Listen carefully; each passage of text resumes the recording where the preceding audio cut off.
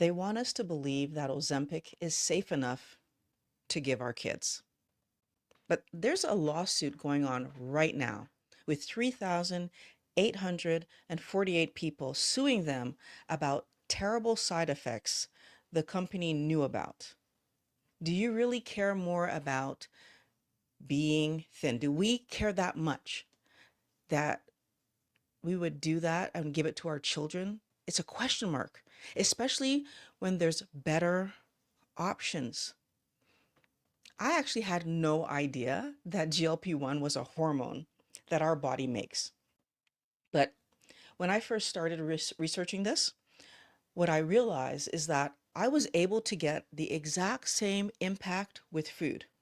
No injection, no unknown long-term risk to gamble on, same impact, right?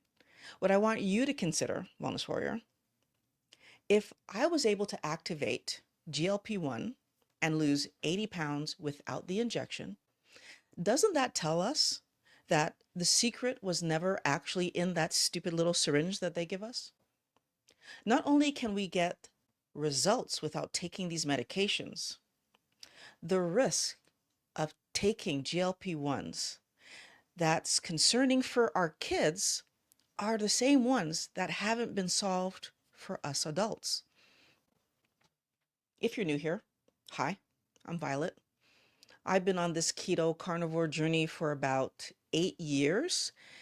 And the thing that impressed me the most about keto was how easily I was able to maintain my weight. The thing that everybody taking GLP-1s is trying to get to and then maintain, like, did it with food. Ever since finding keto, I've spent my time pulling apart what the food and pharmaceutical industries don't want us to notice about our own bodies, their tricky practices, and of course, what they're going to offer us for weight loss instead, right? Don't understand your body. Take this, do this, use this, eat this. Pretend what your body's doing doesn't matter. But today isn't about telling you to avoid Ozempic, believe it or not.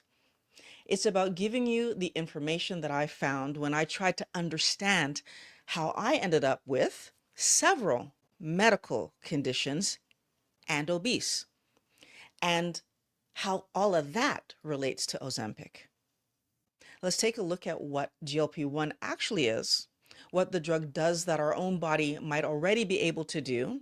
And I say might because the food makes a big deal here, and why the risk is way too large to be ignored, especially when we're talking about giving this stuff to our kids. Your children are the most precious things that we have. GLP-1 stands for glucagon-like peptide 1. So Novo Nordisk didn't invent GLP-1 in a lab. It's a hormone our body, so our gut releases every time we eat protein and fat. I want to say more specifically, every time we eat animal protein and fat. GLP-1 is part of the same system that I was talking about last week in the calorie deficit video. So last Thursday, that video, both CCK and GLP-1 trigger the stop eating signal that I talked about. Two different hormones replying to the same protein and fat signal. Wellness Warrior. First of all, this right there, two hormones towards the same process helps us to understand how important it is that our body slows down when protein and fat gets into, is eaten. Like when it enters, our body slows it down. So specifically, GLP-1 does two things that I think is important to talk about here. I'm sure it does more stuff.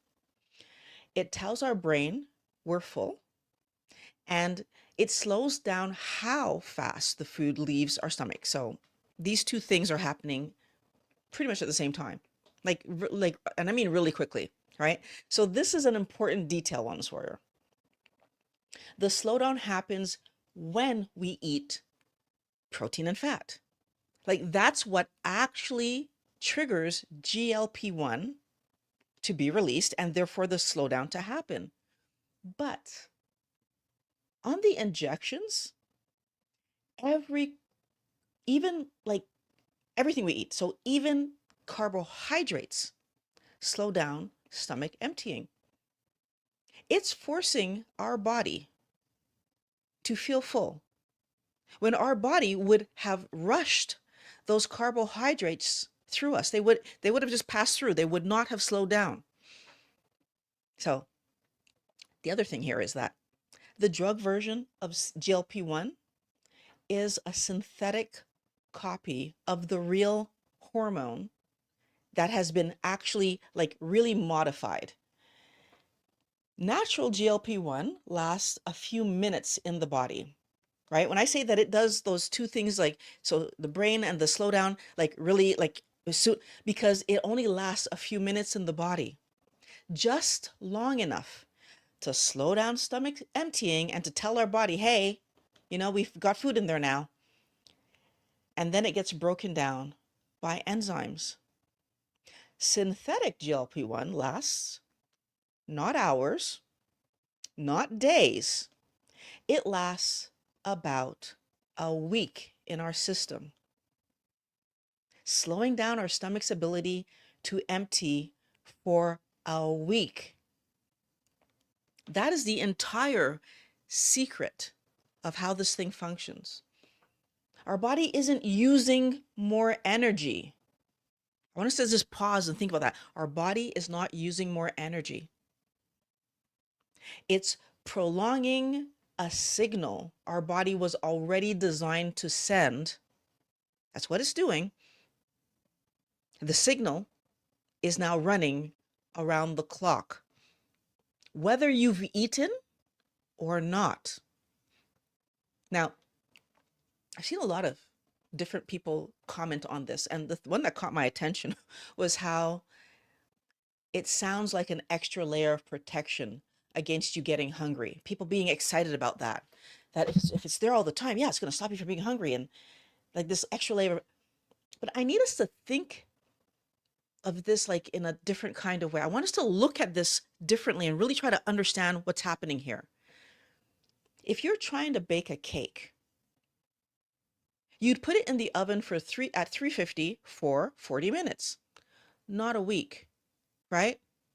And you can see right away what the problem would be to keep a cake in an oven at 350 for a whole week. The black piece of charcoal that you get out of the oven at the end wouldn't be edible, not even a little bit. And the smoke that would be in your house on day 1, 2, 3, like the smoke craziness that would be happening in your house to create that brick of charcoal would be, you couldn't breathe in there. It would destroy your everything would smell like smoke. Like it would completely not just destroy the cake, it would destroy what was around the cake. There are real repercussions to allowing the food to move along our gut, like to not allowing it to move along our gut, like to allow it to make slowly process rather than moving at the speed it's supposed to move, especially when our body would have rushed it out, like with carbohydrates. And we need to talk about these repercussions, these problems. First of all, somehow bacteria that normally would be killed in our stomach, so we have the acid, stomach acid, but there's another process that happens in our intestines. Somehow these bacteria are not dying, and they are therefore causing gas and bloating because they're feeding on the carbohydrates that people who are taking GLP-1 meds are still taking. Because when you take a GLP-1 medication, you need not change anything about the way that you're eating, right? This magic pill is going to come along and it's just going to cause you to lose weight, even if you're eating all the wrong things. So now that, because the bacteria is not being, destroyed, Bacteria also breaks down the bile acids that are supposed to digest fat, right? So those bacteria are breaking down these bile acids. So then we are not breaking down our fats properly. If the fat in our food isn't managed properly, we can't absorb the vitamins and minerals and stuff that we require to like be adequately like we can't we don't get them we can't absorb them. Basically, if we don't break them down properly, they can't be absorbed properly. We aren't just losing weight, is what I'm trying to point out to you, wellness warrior. We are experiencing malnutrition and dehydration. But I can't even believe I'm saying this, but there's actually more. Some of those bacteria produce toxins that also add to the diarrhea and the malabsorption problem. And I even wish I could stop there, but I'm going to keep going. Is another issue, which is that certain fibrous foods, like vegetables, for example, think about fibrous foods, can harden together and create a solid mass that causes an obstruction in the intestines. An obstruction in the intestines can become a surgery story. Like we are risking surgery. Okay. Gastroparesis translates to stomach paralysis. People on GLP-1 medications have a 9 times greater risk of developing gastroparesis than people taking different weight loss medications, as reported by studies.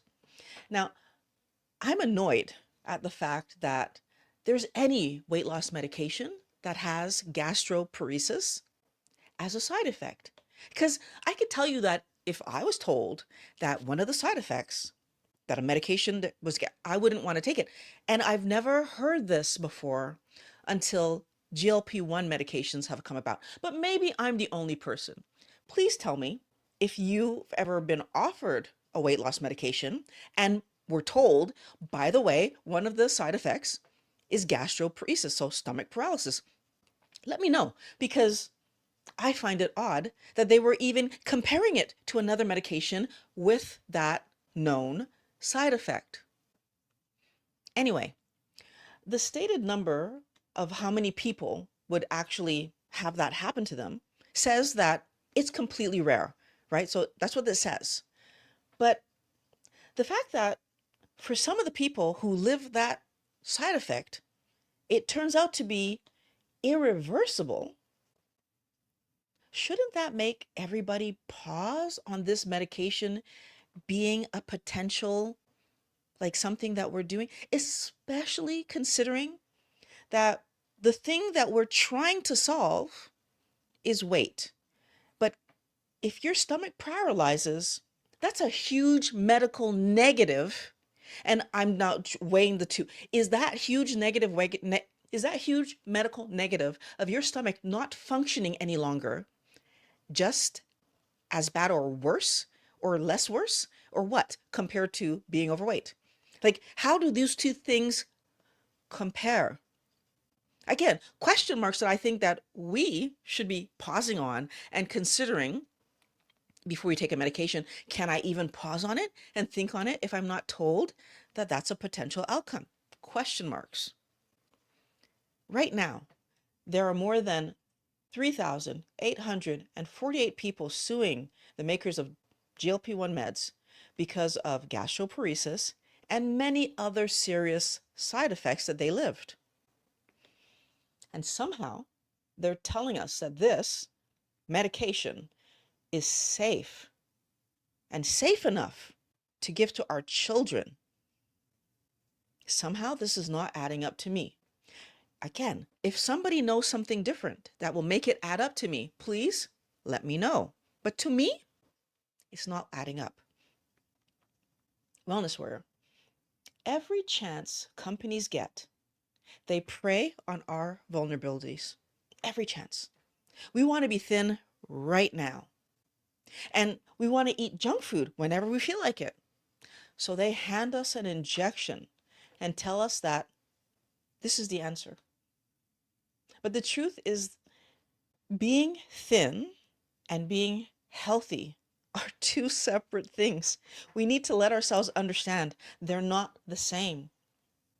They are giving us a path to thinness that isn't respecting our body's function, right? The natural function of our body is being disregarded.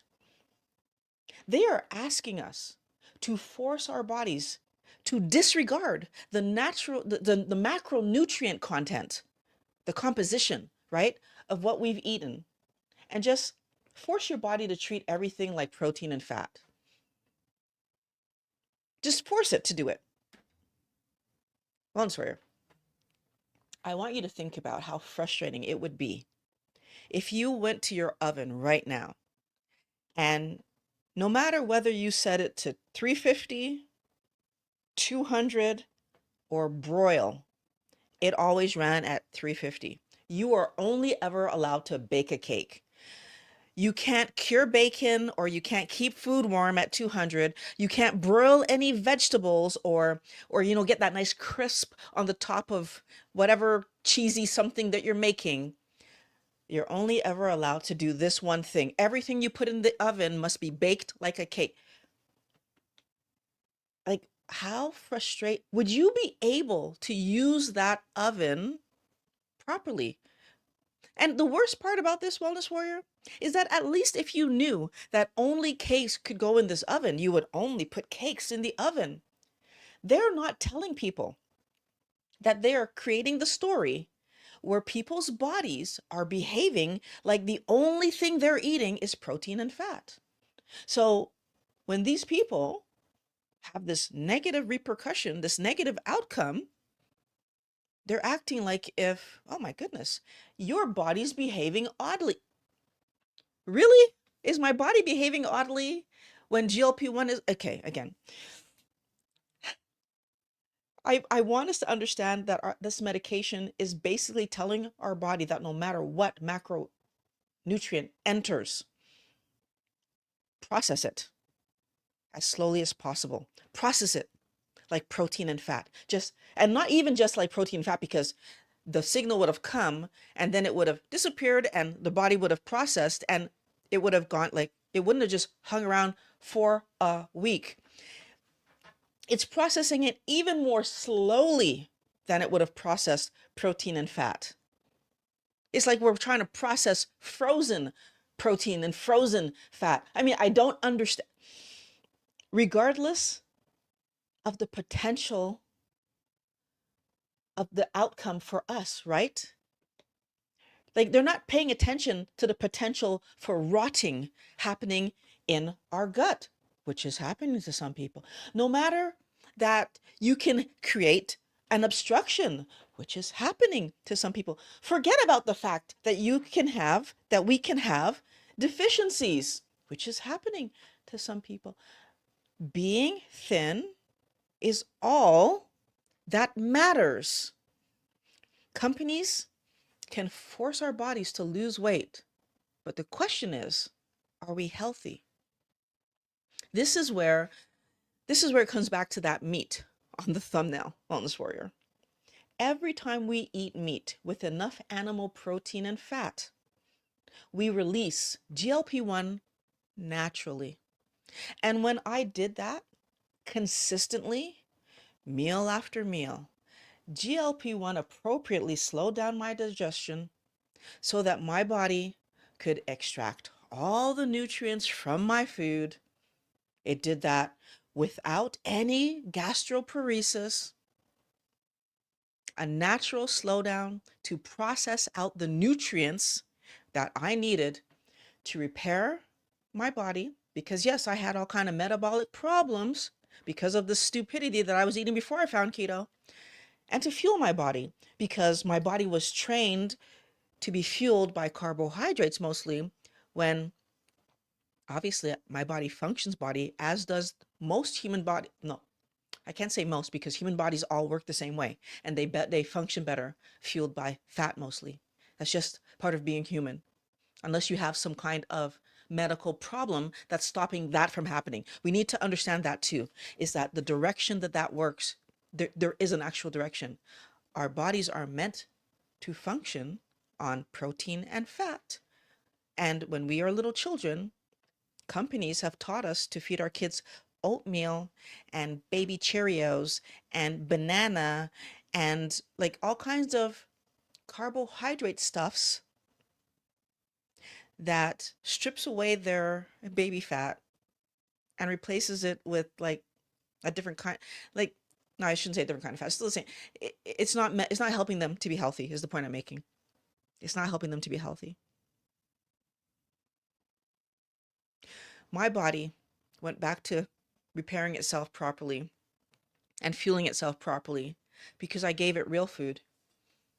And all of that was achieved by just decreasing the carbohydrates I was eating down to 20 grams of carbs or less. And by the way, just for clarity, I didn't get the success immediately based on pulling the carbohydrates down to the right number. I was starting off, like my first few weeks, I was like at 70 or something because I didn't have a scale yet. I was totally still eating way above the number, and still my body was losing. Still my body was, the GLP-1 was reacting. Still my body was, I had already, so I lost weight before I actually got down to 20 grams is the point I'm making to you. And then once I got down to 20 grams, wow, like again, by 5 months in, I was at goal weight.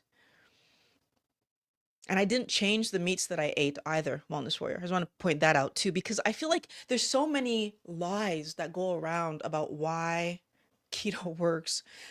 And honestly, the more research I do, the more I understand that it's working, because that's what happens when you eat properly. It's working because that's what happens when your body gets what it needs, and then all the hormone and chemical reactions and things that are supposed to be happen can actually happen.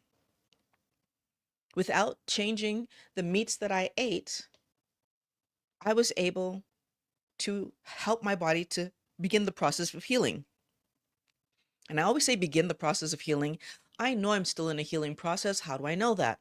Because it takes 20 some odd year, like 20 some odd years, something like that, to rebuild one of these completely, right? Doctors have taken a look at how long it takes to recreate bone and skin tissue and muscle tissue and like brain tissue and like all the different organs, and they've looked at, and they all regenerate at different rates, but they all regenerate. There's not a piece of my body today that was there when I was born, the exact same new cells. Those cells have died off and reproduced and died off and reproduced, from what I understand, in my childhood much faster. And now that I'm an adult, it'll take about 20 years for this whole thing to, right, start, like, remake itself. So over the course of the 5 months, when I lost 80 pounds, it's not because my body was healed magically. That's not what happens. But I want us to see that the effect that I got, losing 70 pounds in 5 months, that sounds like the Ozempic results everyone is scrambling to get. But I got it, right, by eating real food: meat, fish, poultry, eggs, and low glycemic vegetables. That's how I got it. We all have access to GLP-1 every day if we choose to eat healthy. A keto diet is enough to trigger the amazing weight loss that people achieve with injections, but you're doing it without the negative side effects. And you're doing it without the crazy Ozempic face. You're doing it without risking your life and your health and your body.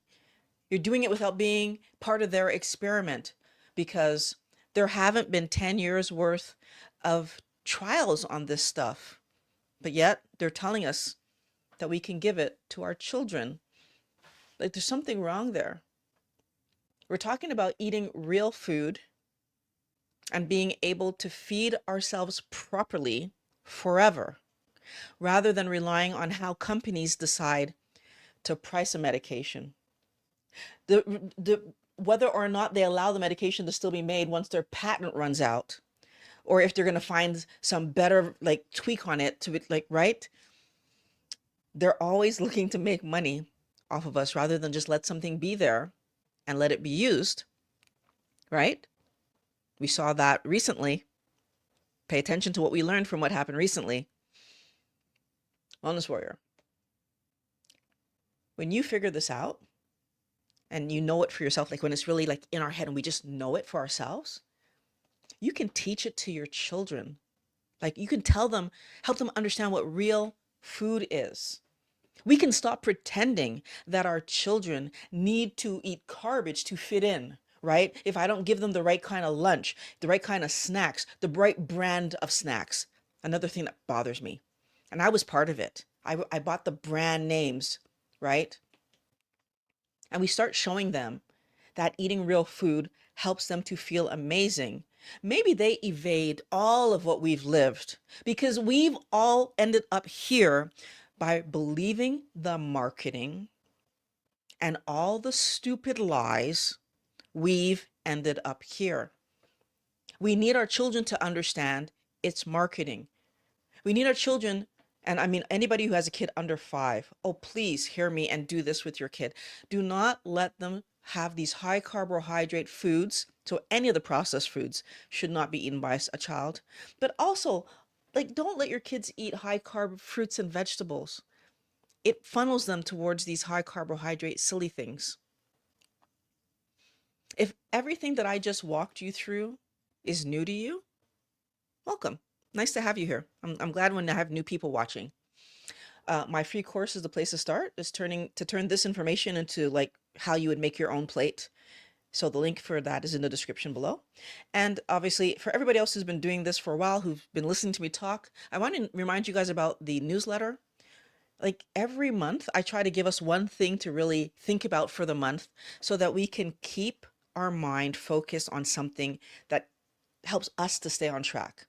That link is also in the description below. And now I'm super excited to see what kind of questions, comments, ideas you guys have for me. This is a topic that's been annoying me for a long time that I wanted to talk about because I just don't understand how now they're bringing this to kids. It doesn't make any sense to me. We don't have enough data on this. And I honestly worry that the people who will give it to their children are just people who are struggling themselves and don't want their kids to struggle, even if their kids could just learn to eat. But again, very frustrating to me. And I definitely want to have everyone give me your ideas on this because it's a frustration. Um, let's see. Hello, Donald. Nice to have you here. And I can see that you were there like before the started. So thank you very much for popping in and letting me know that you were there. Um, I'm going I'm going with the beef. Honestly, what I've understood from this is any meat, fatty fish, or fatty poultry will will get us the same result. I feel like the one thing that's starting to really hit home for me, the more that I understand this information, is how important it is to have the fat come with the meat that you're eating.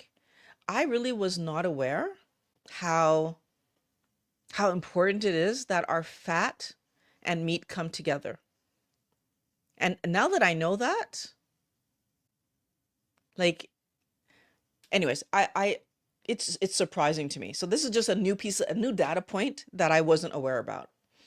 And I see Stephanie, morning all, I'll watch on the upload. So let me know if you have no questions, that's cool, but I would love to answer some questions for you.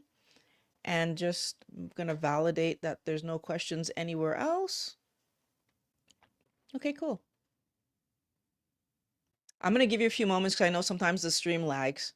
But the other thing that I want to say is that the video that I think that follows this up the best is the one that I have that's called "They Twisted the an Insulin study so you'd quit carnivore? Because I feel like it's talking about the same thing. I don't get it.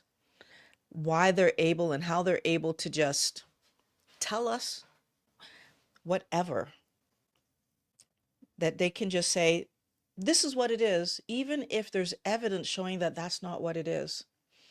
So my biggest goal with the videos that I'm making right now is when I find something that either logically doesn't make sense, or when I can see that what the research says isn't matching what the majority is saying about what we're doing, I'm going to try to bring it and help you guys to see that, yeah, they're just trying to trick us again. And it really does become up to us not to allow them to trick us, because they will trick us to get our money. It is just what they want to do. They are so interested in making money. They care more about the money than whether or not we are going to be okay. Hi, Violet. Update. It has taken about 2 months, and the oxalate purge with the eyes thing for me is almost done. 2 months. I mean, that's a long time to be uncomfortable.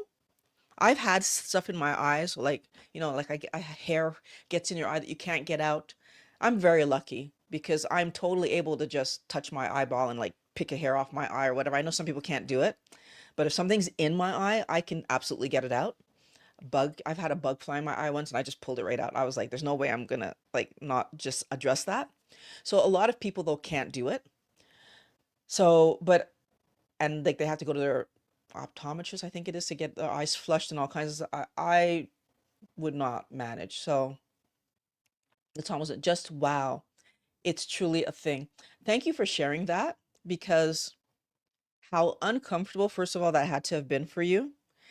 And being near the end of it is good for you to know, but it's also good for us to be able to learn. Like, so learning from your experience that yes, it might take a long time, but you will get to the end of it, and then that you will hopefully not re-experience any of this ever again. Like, what, because now you eat real food, meat, fish, poultry, eggs, and salt, and you just keep eating real food and allow yourself to enjoy the real food you're eating. I think it's another thing that I want to just pause on here, because this whole idea of losing weight without having to, right? The without having to give up what you were eating before, it bothers me. Can we get a better job without having to learn how to do a new job or how to do better in the job that we're doing? Can we like get muscles without having to work out at the gym? Can we get a better relationship without learning what was causing our relationship issues in the first place? There's nothing in this world that we can improve without learning first how to improve it, doing the work to improve it. It so bothers me when they make us believe that we can get weight loss without changing what we're eating, that we can get weight loss without eating healthy, so that we can get weight loss and be healthy without eating healthy. And very recently, I watched a video. Actually, it was a Will Tennyson video, another Canadian creator, and he was talking to someone who was a model, and she was talking about what her meals used to look like. So he was eating what her meals used to look like for a day, and she was eating what his meals look like. I'm not agreeing with either of their meals, so don't go watching this thinking that I agree with either of their meals. I don't agree with either of their meals. But I watched the video because I thought it was an interesting concept. And the thing that got my attention was, like, they want us to see these models. And the whole idea is that we're going to aspire to be thin and fit like these models. But then you see what she was eating. Her entire day, if I remember correctly, was 800 calories for the day. And even though calories is a made up metric, it at least gives you an understanding. Like, she wasn't eating much food. Let's put it like that. Most of what she was eating was carbohydrate. So she's not even getting the quality in that she should be getting in for her body to be healthy, everything she was eating was lean, which I now understand means that your ability to make muscle deteriorates because you're eating everything lean. Your body needs the fat to be able to create that muscle. That's something I didn't understand. I didn't know before. Again, everything that they have us aiming at, looking at, focused at, pointing at is backwards. Wellness warrior, it's backwards. And we don't understand that. And so, yeah, we just stay in their system, right? That's how they keep us in their system, because we're going to eat what they tell us to eat. But for those of us who can do it without and basically live with the hunger, because that's another thing that came up in that. Basically, she was hungry all the time. So, am I willing to be hungry all the time? How does being hungry all the time impact my ability to think and work and take care of my family? What kind of mood I'm in? Again, most of us are not in a position to be in a field where we can risk not being able to think straight, where we can risk not being able to communicate with people properly and be and interact in a normal functioning way, right? I mean, I've heard it said over and over and over again how not nice supermodels are. And hearing this young lady speak, I now think I'm understanding why. If they're just walking around starving all the time, not thinking clearly, does that tell us something? Hello, Jared. Sorry. Hello, Jed Phantom. So, do you say that eating red meat regularly does not cause heart disease? I was always told to keep it to a minimum and plant-based is better. So it's not me that's saying it. It's all the research, all the doctors that are now acknowledging that our body needs meat, fish, poultry, eggs, and salt to be healthy. It just needs it. This is not me saying it. It's the reality of what we're learning. And I can tell you that myself, eating for the last 2 years, meat, fish, poultry, eggs, and salt, no vegetation whatsoever, my weight has not moved at all. I'm still, which is weird to me, because I'll be honest with you, the amount that I eat now, and again, you can go back and look at that video from Thursday, the amount that I eat now, if you would have told me 10 years ago that I was going to eat this much food every day, so a pound of meat, that's 454 grams for the dudes in here. I know you ladies know that. And then 200 to 300 grams of fish per day. This is like roughly, and that's every day. Sometimes in one day, I will do the pound, and then I will do the 300 grams of, or 200 to 300 grams, because it depends on what I'm eating, of a fish or seafood, I should say, and still have about 300 grams of bacon separately. I'm doing this regularly. And I would say more days than not, that's what my day looks like. When I don't have the bacon is the odd day now. Still, my weight isn't moving. So, Wellness Warrior, again, it's not just about, it's not just about our body needing the right building blocks. It's also about our body repairing us. And therefore, because our body's been repaired, that we're able to then, like, able to then do activities, do the thing, live life. Like, I definitely feel like I move around more just because I have energy to move around more. And then, like, I don't know, the simple eat less, move more has never worked. And I'm not just talking about for me. The simple eat less, move more has never worked. Go back in history.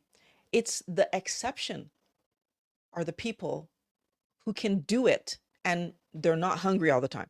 I'm not talking about the people who do it and they're starving all the time. I'm talking about the people who eat less, move more, no hunger, weight regulates, live the rest of their life like that, don't have any other negative repercussions.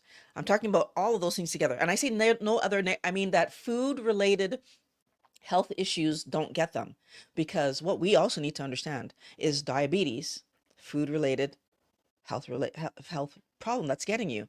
Um, like there are other reasons for us to be worried about what eat less actually means for us.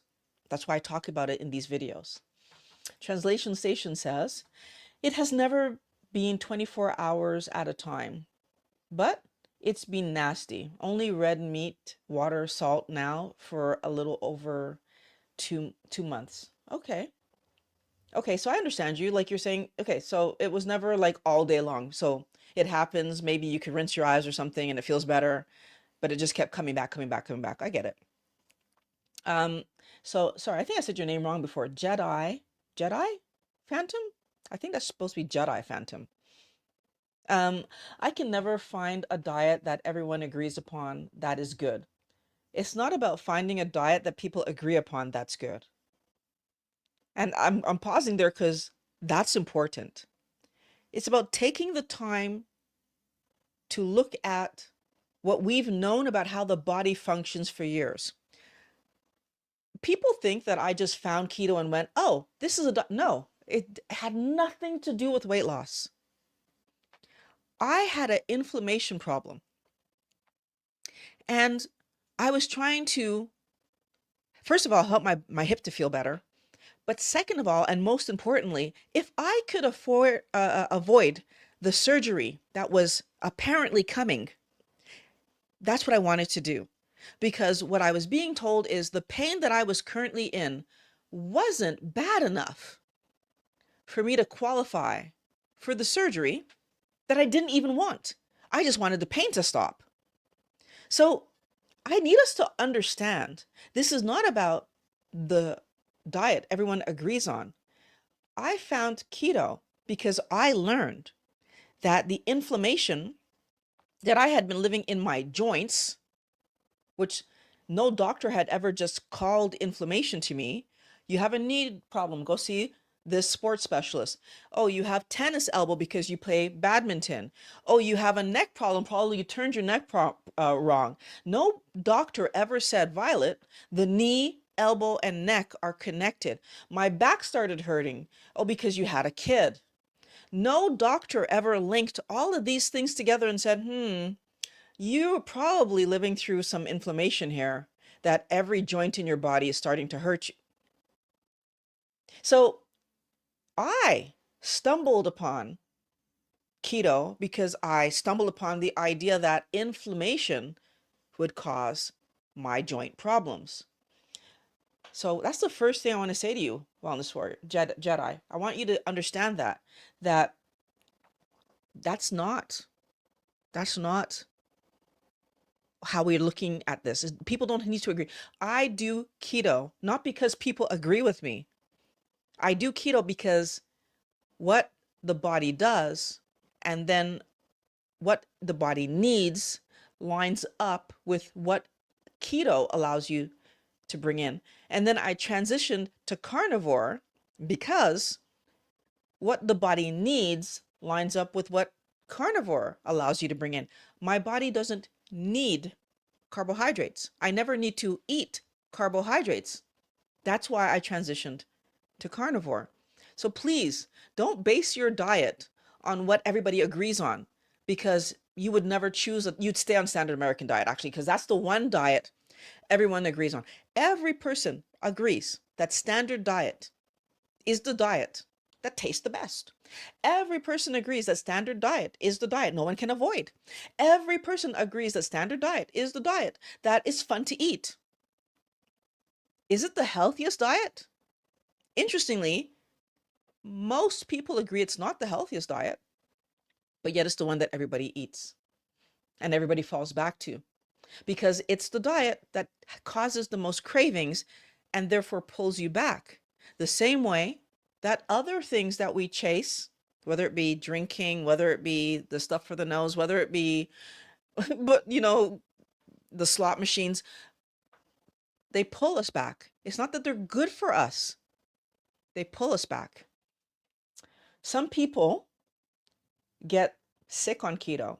Yes, of course, there are people that get sick on keto, especially when they don't eat enough fat. One of the first things that I remember in that white coat video that Dr. Westman put up was that this is not a low fat situation. We're eating normal cuts of meat. Like, he made sure to be clear about that. Can people get sick on this? So let me talk about when I got sick on keto and what was actually happening there. So did I get sick on keto, or did I see something? I was doing keto for months and I was doing really well. This happened in my first year. Months I was doing keto, lost weight, and I was at goal weight when this happened.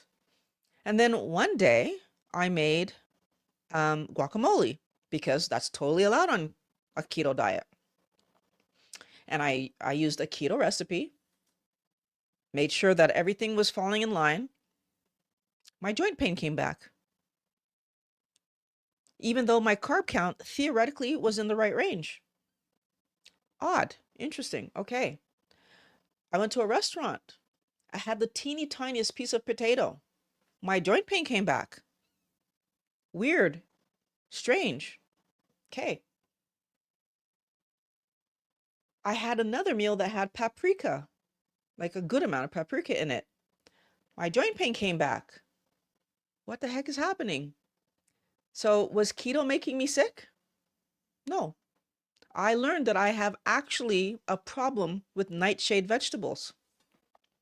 And that played itself out, because once I understood that the link between a potato, so in the guacamole there was tomato and paprika. Once I learned that nightshade, I actually tested it by having a little bit of eggplant.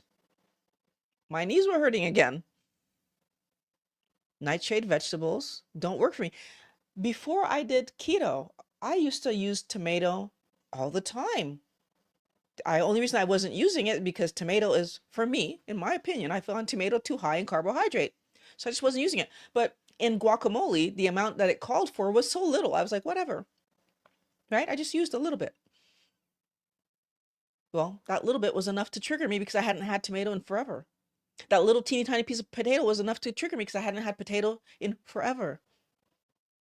So as I walked through understanding why it's so important to even understand what foods you put on your plate, why it's so important to track what you're eating, because if I wasn't one of those people who tracked, I wouldn't have been able to see the connection between the ingredients of the things, because I was cooking a lot at home. The guacamole, I made it at home. I knew what was in it. I mean, potato was obvious, but the paprika, again, it was something I had made at home and it called for a good amount of paprika. It was obvious to me. Wow, I put more paprika. My knees are hurting. So do I think, not do I think, am I acknowledging that a lot of people might have reactions while they're doing keto? Absolutely. Is keto to blame? My experience says no. My experience says if you're tracking what you're eating, what you've done is done an elimination diet. And now your body's able to put things in front of you to say, hey, can we stop this too? Which is what I experienced. Now, there's a lot of people who are going to say, nope, it's keto, go back to their standard diet. Their weight gain will resume. That health issue will still be there, just covered up by all the other mountain of things that you're doing that causes you not to feel good. Right? Now, there's another scenario too. There's a lot of people, so I watch a few people who actually got more than just a reaction to food. Stroke, heart disease, like things happened after they changed to their keto lifestyle. The thing that I will point out to you, in the normal world, so regular diet world, if somebody lived most of their life doing standard diet, and then at a certain age, let's say 40, they decide I'm going to get fit because they have weight to lose and they don't have muscle, and they want to be fit. And so that 40 something, they start doing a standard diet, just reduction of just that pure calorie reduction. If that person within the next month or two becomes diabetic, does anybody look at their diet and go, oh my God, calorie restriction caused diabetes? Not at all. Not at all. What they say is, you started too late. You tried to fix the problem too late. Yet somehow, people are going to look at me. Let's say if I would have had a heart attack, or if I would have had like some negative thing happen to me, they would have said, oh, because you ate keto. So going from eating like, this foolishness and like chocolate daily, right? I used to eat chocolate daily. I used to eat granola bars daily. I mean, the dumb stuff desserts, like the dumb stuff that I was eating, going from eating pizza often, like at least once a week, I would have had pizza for a meal. Like the dumb stuff that we eat on standard diet, because pizza is high fat, high carb. Rice and fried chicken is high fat, high carb. Hamburgers, high fat, high carb. So that combination of high fat, high carb is a recipe for disaster. It makes us fat. It causes all kinds of heart problems because it's not the fat that's causing it, unless you're using inflammatory oils, which fried chicken, French fries, yes, that's high inflammatory oils. But even if you're doing good oils, high carb is creating health problems. And then the fat cannot be metabolized properly because you're eating all this carbohydrate. Your body is just going to put it away. Okay. In that story, when I go from eating ridiculous foods to meat, that yes, some of it was fried, so meat and low glycemic vegetables, and I'm talking about big plates of low glycemic vegetables and meat, big plates of salad and meat. If I were to have a heart attack or some kind of stroke or some kind of health issue show up, diabetes show up at that point in time, anything, how could we say it's the better diet that I had started to do when I had lived at that point in my life 46 years eating ridiculous? But that's what we do, right? That's what we do. Some people get sick on keto, others can't eat plants. So it's all about trial and error until we find what works for you. No, I'm not saying that. So I answered that part of the question, is what I just said. Our body functions a certain way. And that certain way that our body functions, we should respect. My video today talked about that. The intro of this. We should be respecting what our body is expecting. The fact that our body slows down to process out every last micronutrient it can out of protein and fat. But when we eat plants, it passes them through. If we eat too much plant with the protein, it just gets passed through and it sends us back out for more food, which is why pizza wasn't helping me. Yeah, there are little bits. I always had pizza with meat on it. So yes, there's little bits of meat on it. Is it enough meat? No, it's not. It's just not. And so therefore, my body passes it along and I'm left looking for more food. Good morning, Tomaticus. I'm so happy to have you here. I have another one. If you guys have more questions, as I see this is the last one here, put it in now. If you don't have questions, that's terrific. And I'm going to get on with my day because I have a lot of things to do today. Translation Station says she's 100% correct about the information. Eating only meat for 2 months, cutting out all highly processed garbage. My arthritis is gone. Congratulations. Congratulations. I feel like I'll share a little bit about what the changes did for me, just because it's something that I don't talk about often. Actually, let me pull up my list. I always say I'm going to do this. I'm going to make a video with the list. Maybe this is the one. I might just put it here. Because yes, everybody knows that I had joint pain. And so therefore my joint pain went away. That's the obvious one. But let's see, non-scale. Yeah, Violet's non-scale victories. So everybody knows that I had joint pain issues, but I don't talk about all the different things that my body actually has healed. And so, and I might make a separate real video about this, but I'm just going to run through the list for you to hear what my body actually solved when I started eating healthy food. And I started keto for the joint pain, and it was gone in less than 3 months.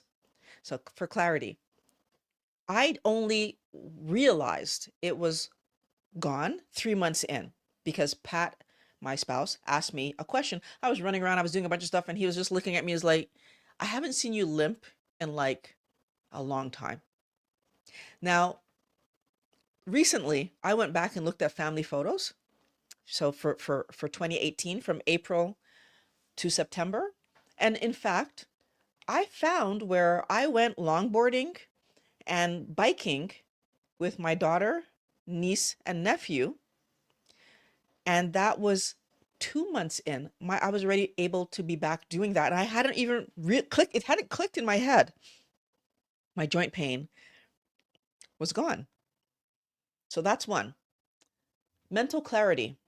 I didn't know that I wasn't thinking clearly until I did keto. And all of a sudden, I was able to just think more clearly, process more quickly, remember more. Like I'm the kind of person, or at least I used to be the kind of person that would write everything down so I wouldn't forget it. I don't do that anymore. I sleep better. I used to have insomnia. Like it would happen I would say every week, I would have at least an episode of like hard to fall asleep. But within a 2 week period, for sure, I'd have a night I wouldn't sleep. And then within a month period, I could have where I have like a few in a row. So maybe 2 or 3 days in a row where I'm just like, yeah, I'm up. I'm just gonna, I just lay there and just try to get rest because I'm not sleeping. That's gone. And that took a bit more than a year, I would say. That took a while, but it went away. I used to have tinnitus, that ringing in your ear. I only realized it one point when someone said something to me and I was like, I was putting a headphone in and I realized when I put it in, I didn't hear the beep that I normally would hear. And it was just like, oh my gosh, I don't have tinnitus anymore. I used to have gas and bloating all the time. Don't have that. I used to think that vegetables tasted really gross, which is now I'm talking about like people would eat vegetables and like them even if they ate junk food. So I'm talking about just normal vegetables. There were the only vegetables that I could eat without it being like torturous were potatoes, carrots, and cabbage. Every other vegetable that I ate sincerely tasted like,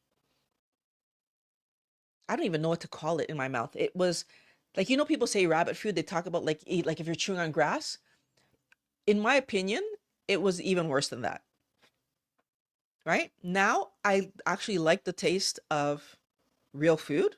Well, until I don't eat them anymore, but when I was eating avocado, another one where I used to like be so unhappy when my mother would buy avocado because I grew up in a household where it's on your plate, you eat it. You have no say in the matter at all. And oh my God, every time she bought avocado, I would just pray they spoil because, and now, like when I stopped doing keto 2 years ago, the only thing that was left in my meal plan were olives, another something I didn't used to like, and avocado. Potatoes and carrots had been gone for years. Cabbage had left later, but it was still there for a long time.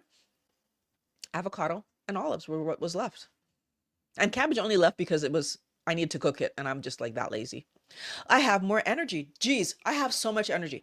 And I mean, you're seeing me talk here and I have like a lot of good energy, like mental wise but I mean like energy, like I don't get tired much. Like it's really weird. Like when I have energy, I have energy. And when I'm tired, I'm tired. Like there's no more of those scenarios where like I'm kind of like, oh, I'm too tired to do something, but I'm not tired enough to sleep. That doesn't exist for me anymore. And when I do activities, so this is another thing, just like it ties into the energy. When I do activities, I can do the activity for as long as I need to do the activity, where I used to have to take breaks. And we're all of this we're talking about Wellness Warrior before the age of 46. Like I was exhausted to do activities under the age of 46, which is like so sad that I couldn't keep up with my daughter. Um, I can sit for more. So this is my joint pain is gone. I just rewrote it a different way, but it just makes me happy. I wrote it twice. I can sit for more than an hour without being in pain. My mood. I never thought that I had a mood issue, but when I actually started eating healthy, my mood stabilized. Like I actually I actually do better. Like I don't get angry as quickly. I don't get annoyed as quickly. I don't get frustrated as quickly. Like I have a lot of patience and my mood is just stable. Um oh my God, I don't think about food anymore or all the time. Actually, I can say anymore. I mean, I think about food, I can't say anymore. I think about food when it's time to eat. But if it's not time to eat, I'm not just sitting around thinking about food. Oh, what am I gonna have for lunch? Oh, what am I gonna have for I used to do that. I used to be like on my way to work trying to decide if I was going to go out to the restaurant that was like close to the office or if I'm going to travel all the way to the other. Like I was thinking about what I'm going to have for lunch. Like who cares? But I used to think about that. What I'm going to have for supper, right? Like these thoughts were on my mind. Don't think about them anymore. They're not things that catch my attention any longer. I don't have chocolate cravings anymore. Did I ever think that there would be a time where I could say that? Like, as you can see, I sit here with this stupidity on my desk. I don't care. I go out to places like, so for example, in the mall where you can smell when something has chocolate on it. Like, like they have the chocolate dips for the ice cream, or you pass certain restaurants and you can smell that they have some kind of chocolate dessert in there. I smell it. It still smells nice to me, but I don't care. I don't want to eat it. I love that. Um, I'm wearing smaller clothes. So shopping is easier. And I only put it on the list because shopping is easier. Like shopping used to be so hard for me because not everything fits an overweight person the way that it looks on the mannequin. And so, right? Just love the fact that I can shop and just most stuff fits me well, right? Now it's more about what style I like to wear, more so than like will the piece of clothing fit me? My dry skin is absolutely like my hands and my feet were so dry, but also my skin, I don't like every single day it's getting better and better. So like, you know how we moisturize? Um, there was a little while there where, no, not a little while. There was a long while there, especially like throughout keto, I was still moisturizing my skin because I had like really dry skin. So I don't know if you guys can see this. It's still dry-ish, but I don't moisturize anymore. This is the natural, like my skin is just like this now. Um, I still put a little bit of moisturizer on my face.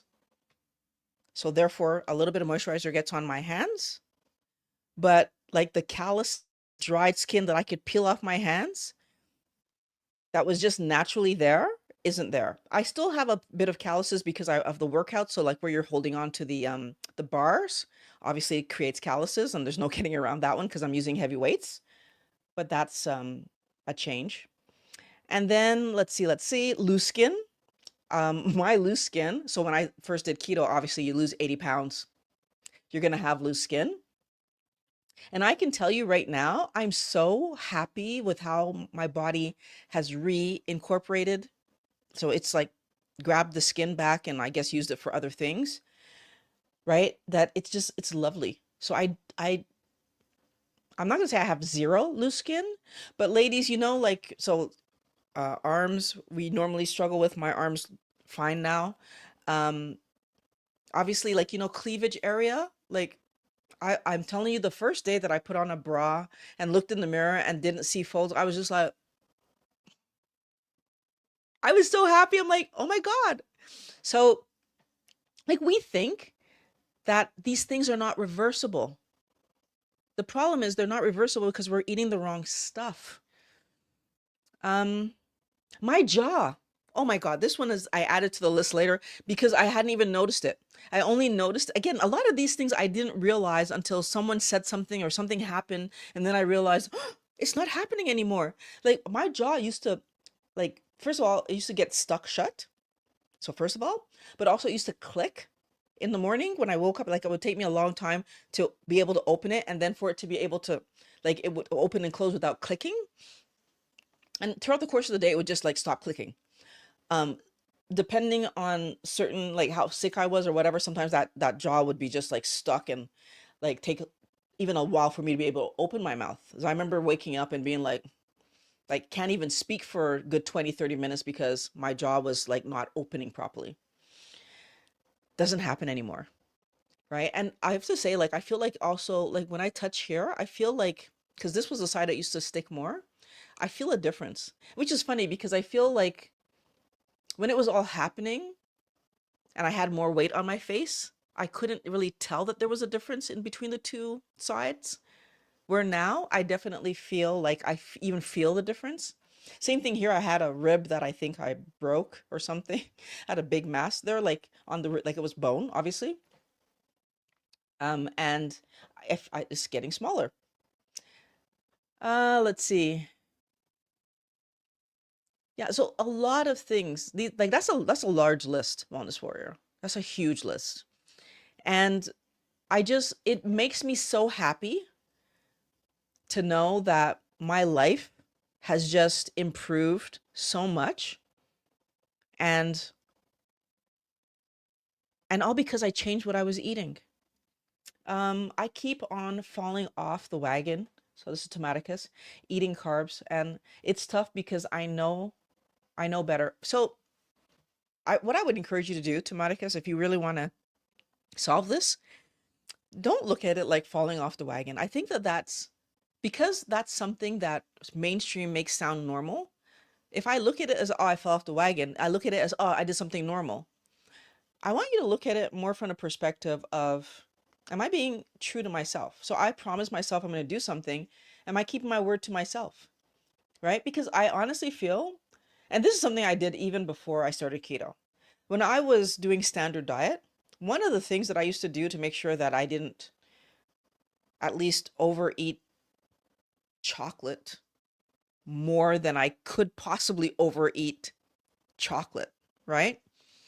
What I used to do was I would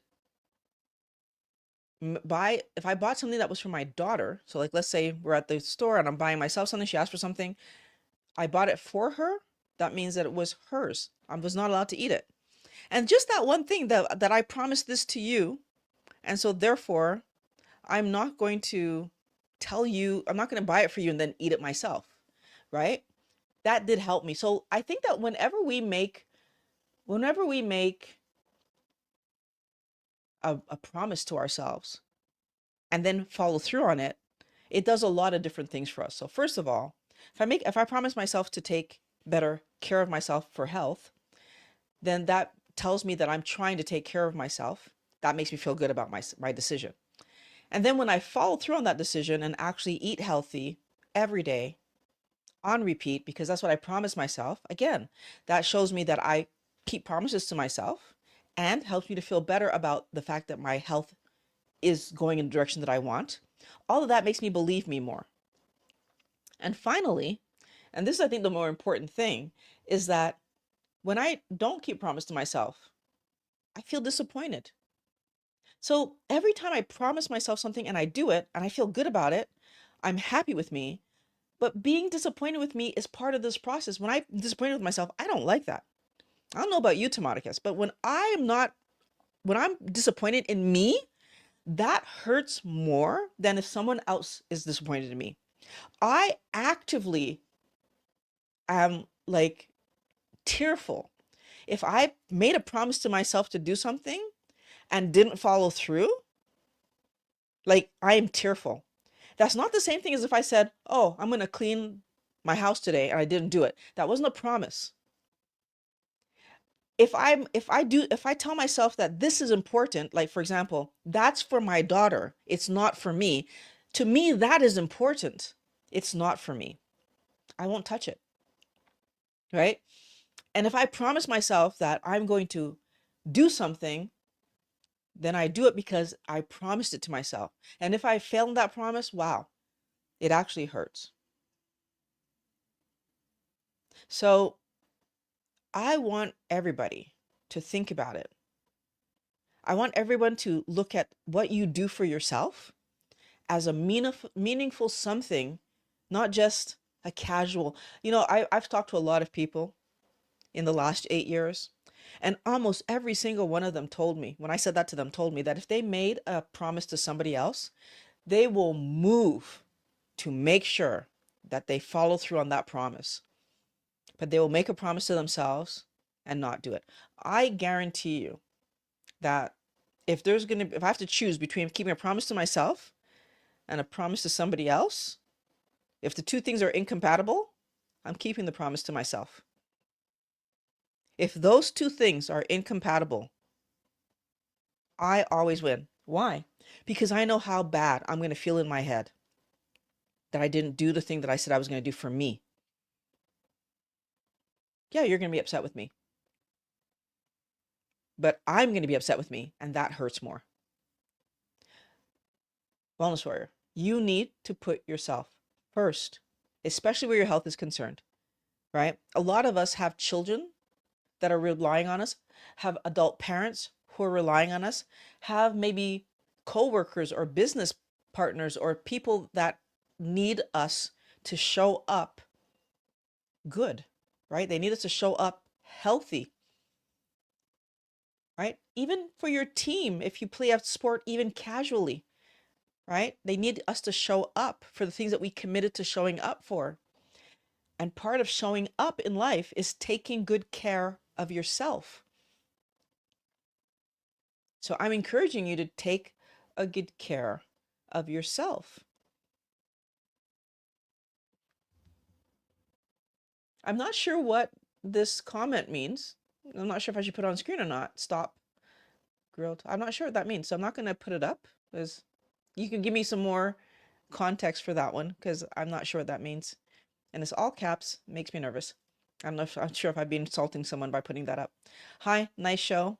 Vampire, thank you very much.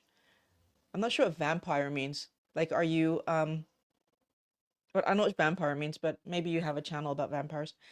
And hello, Pat. Nice to see that you're able to catch for a bit. I appreciate that. So yeah, what do you guys think about this topic today? What do you have to say? Put in the comments. I'm gonna be back next Monday. I have so much more I want to talk about. Because there's other things that are happening in this world that we just need to separate from what's actually healthy for us to do, so that we can eat healthy, be healthy, live our life, get out there, be the person that you want to be, show up for yourself, right? Especially, Tomaticus, I want you to think about showing up for yourself. Okay, so the next video to watch, they twisted an insulin study so you'd quit carnivore. Anybody wants to work with me, the links are in the description. I'll talk to you guys again next Monday. Have a good rest of your day, guys. Today's video is brought to you by my keto consultations. You know how to do keto, but you're having trouble just sticking with it? Book a consultation with me and we're going to get you back on track. The link is in the description.